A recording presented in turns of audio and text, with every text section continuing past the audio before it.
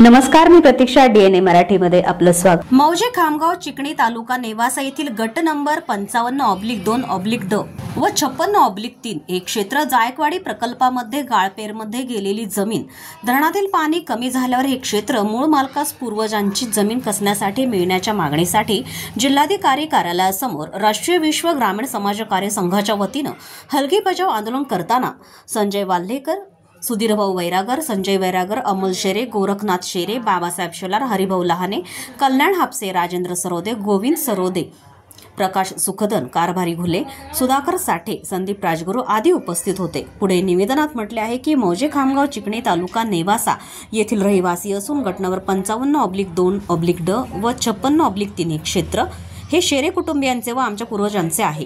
क्षेत्र जायकवाडी प्रकल्पाकरिता संपादित करण्यात आले होते.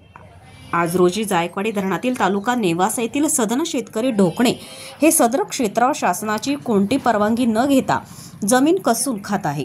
त्यामुळे प्रकल्प संपादित झालेल्या 10 एकर 16 गुंठे ही जमीन आमच्या पूर्वजांच्या मूळ मालकीची असल्यामुळे ती जमीन पाणी पातळी कमी झाल्यावर वारस हक्कानं आम्हाला कसण्यासाठी मिळण्याची मागणी करण्यात आली आहे. आज दिनांक 9/6/2025 रोजी जिल्हाधिकारी कार्यालयासमोर राष्ट्रीय विश्वगामी समाज कार्य संघाच्या माध्यमातून रण हलगी बजाव हे आंदोलन करण्यात येत आहे. त्याचं कारण असं आहे की मौजे खामगाव चिकणी तालुका नेवासा येथील गट नंबर 55/2 व गट नंबर 56/3 हे क्षेत्र जायकवाडी धरणामध्ये भूसंपादित झालेलं आहे. प्रकल्पामध्ये ते गेलेलं आहे, परंतु ते क्षेत्र शेरे यांच्या नावावर आहे. तर ते शेरे कुटुंब जे आहे, देवजी गंगाराम शेरे असतील, गंगाराम कोंडीराम शेरे असतील, कैलासवासी नाथा दगडू शेरे यांच्या नावाने ते क्षेत्र प्रकल्पामध्ये संपादित झालेलं आहे.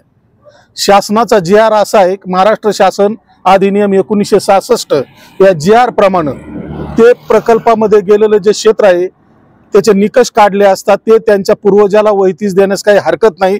प्रथम प्राधान्य हे पूर्वजाला दिलं पाहिजे, त्यांच्या वारसाला दिलं पाहिजे. आणि म्हणून त्या GR प्रमाणे जे वारसदार आहेत, शेरे यांचे जे वारसदार आहेत,